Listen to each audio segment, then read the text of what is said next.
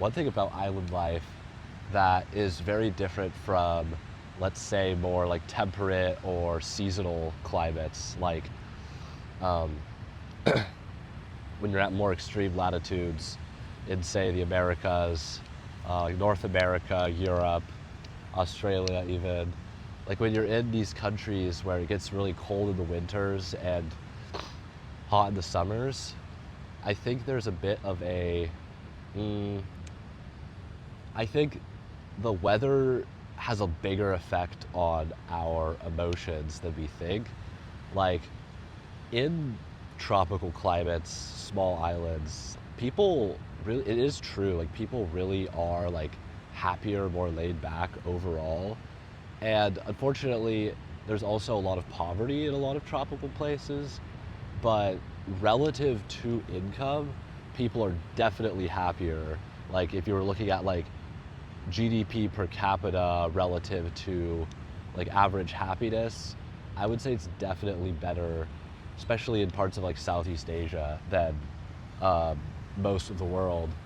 I think a lot of that's cultural reasons. Um, but yeah, I think like when you have really long winters, there's a tendency to like kind of be somewhat depressed for some portion of it. And then in the summer, people tend to get a bit happier, but it's like, why would you want your whole year to be determined by like, you know, the fluctuations of like these extreme swings between hot and colder weather?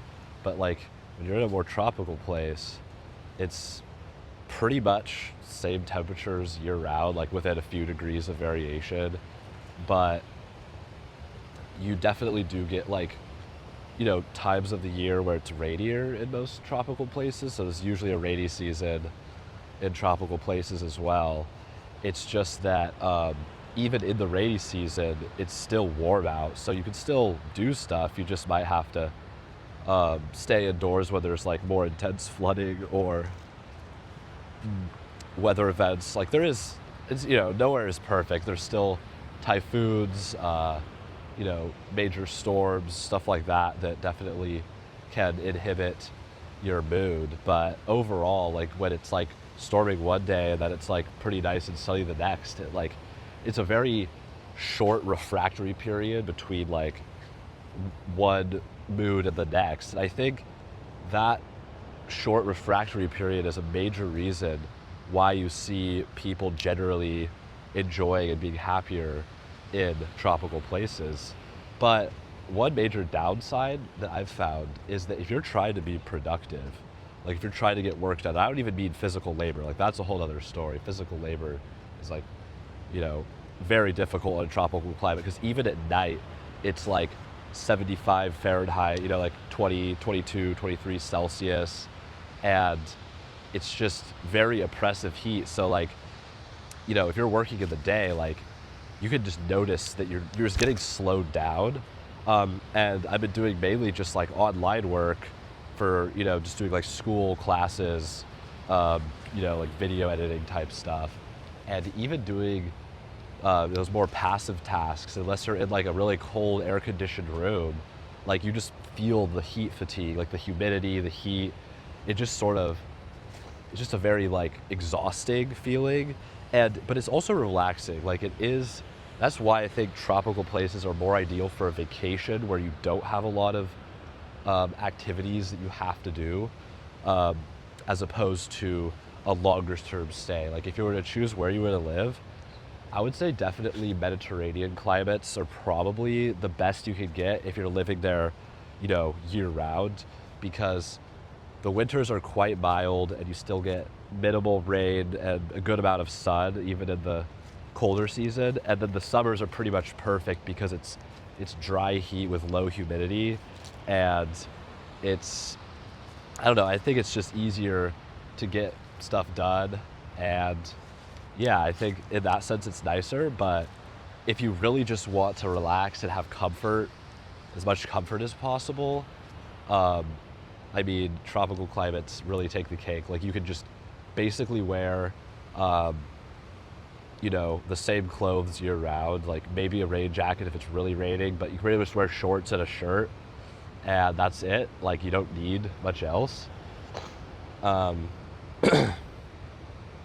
but also, I think, like, I probably overpacked. Like, I packed like a whole carry-on, and then I brought like a day pack with me, and just that alone is like, oh, maybe I brought too many clothes, because you could wear like, you know, literally only shorts and shirts.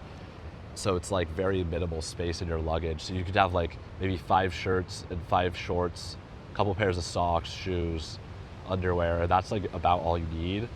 Um, but yeah, I would say if you're thinking about going somewhere tropical, I would actually lean on packing lighter than you think, just because it's not that difficult to do laundry like maybe once or twice a week, and like you really don't need to do it much more frequently than that, even with like only a couple, you know, articles of clothing. So it's pretty like efficient in that sense. Like, just thinking about how much more money it costs to buy like large jackets, pants, stuff like that, and then also just like it's just so much more comfortable overall to be wearing like shorts, you know, a shirt, maybe no shirt. Like, it's just, you don't have to think about the added stress of like, oh, I have to coordinate a whole outfit. I have to think about like which goes with what, and it's just like a huge stress. It's just like immediately eliminated from your day. Like, you know, when I'm staying back in California, it's a bit colder. I definitely am like, you know, spending more time than I should in the morning, just like, you know, it's like thinking like, okay, well, I wore this pair of pants once, so it's like not, but it's not quite dirty yet. It's like, oh, I don't have the shirt that goes with it, and it's like just wasting so much time on stupid shit like that. And it's like, I totally could be more productive in that sense, at least. But yeah, I think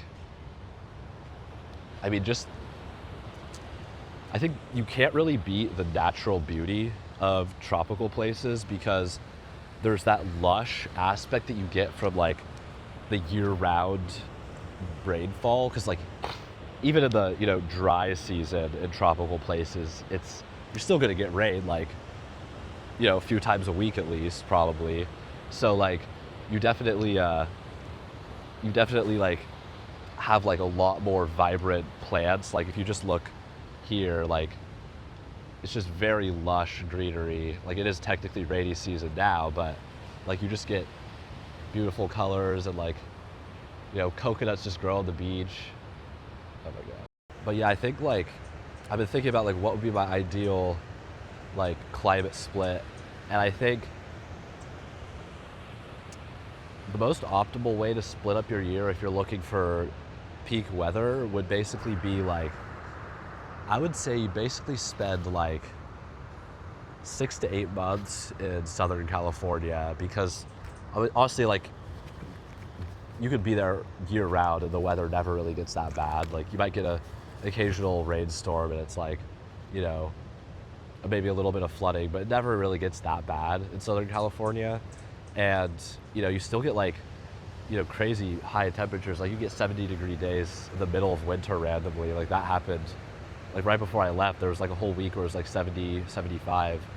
So like pretty perfect weather in the middle of December. So like, it really is not that bad if you want like a more stable situation. You're just in like kind of more of a set base year round.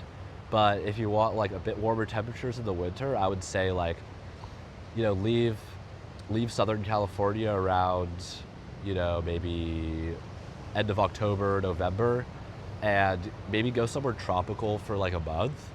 And then once you've been there for a month, I think it's hard to stay in tropical places for much longer, because you end up just feeling like you're too lazy, because it's like, it's so nice. You can just go surfing, you know, go on your motorbike and explore the island. Like, it feels more like a true vacation as opposed to like traveling like for more of like a work purposes. So if you want to be productive, like, I would actually suggest going somewhere like Perth. If you want like a nice Mediterranean climate in the northern hemisphere winter, you go down to Perth or South Africa and get that nice Mediterranean climate for the for the winter months in either California or, you know, the Mediterranean coast. If you're staying in Greece, Spain, Italy, south of France, anywhere like that, you know. So I think, yeah, I'd probably spend my year like maybe 8 months California, um, maybe 3 months South Africa, and then a month somewhere tropical like the Philippines where I am now, or Thailand, Bali, Indonesia, you know, anywhere Southeast Asia or Central America. There's a lot of like nice places you can find. So I think that would be my ideal strategy. But yeah, let me know